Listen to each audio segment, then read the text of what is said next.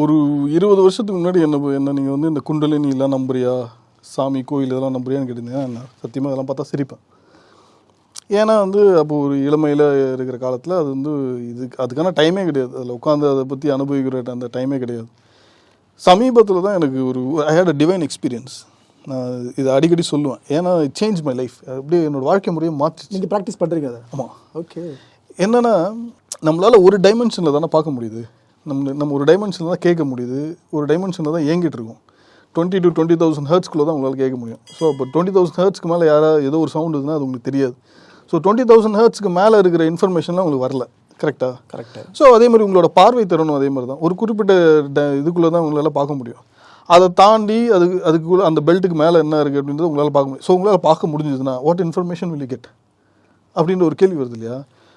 ஒரு சாம்பிள் நடந்துச்சுன்னா, ஒரு 10 மினிட்ஸ்க்கு உங்களுக்கு ஒரு சாம்பிள் நடக்குது, உங்களால் வந்து இந்த இந்த பெல்ட்டுக்கு மேலே உங்களால் வந்து விஷயங்களை பார்க்க முடியுது ஒரு 10 மினிட்ஸ்க்கு அப்படின்னா it is an enlightening moment. நான் வந்து உங்ககிட்ட அது இப்படி தான் இருந்ததுன்னு சொல்லவே முடியாது. ஆனால் நீங்கள் ஃபீல் பண்ணியிருப்பீங்க. அதை ஃபீல் பண்ணி நான் அதை அனுபவிச்சிருப்பேன். Feeling it's an experience. Okay. நாங்கள் அப்படியே வாழ்ந்தே இருக்கேன்னு வச்சுக்கோங்களேன்.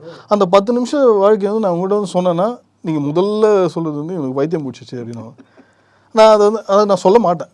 நான் சொன்னேன்னா ஓ இது சம்திங் ராங் திஸ் கை அதில் பரவாயில்ல. ஆனால் இந்த குண்டலினி யோகா சொல்கிறீங்க இல்லையா, குண்டலினின்ற ஒன்று உடம்புல இருக்குது அப்படின்றத நீங்கள் முதல்ல உணர்றதே வந்து ஒரு பயங்கரமான எக்ஸ்பீரியன்ஸ். அதை நீங்கள் உணர்ந்துட்டிங்கன்னா ஓ நம்ம உடம்புல இப்போ இந்த சக்கரங்கள்லாம் இயங்கிட்டு இருக்கு அப்படின்னா சக்கரம்லாம் ஏதோ ஒன்று ரவுண்டாக சுற்றிட்டு இருக்குன்றது கிடையாது.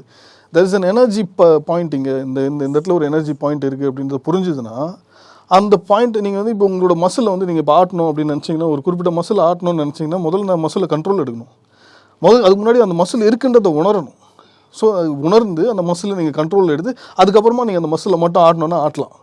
கிட்டத்தட்ட சேம் ஃபார்முலா தான். அந்த அந்த அந்த சக்கரம் இருக்குது நம்ம உடம்புல அப்படின்றத புரிஞ்சுதுன்னா அப்போ தான் உங்களுக்கு ஒரு நம்பிக்கை வரும். Oh it is there. So maybe we can take control of it அப்படின்னு. அப்புறம் அதை கண்ட்ரோல் எடுப்பீங்க. ஃபுல் கண்ட்ரோலில் வராது.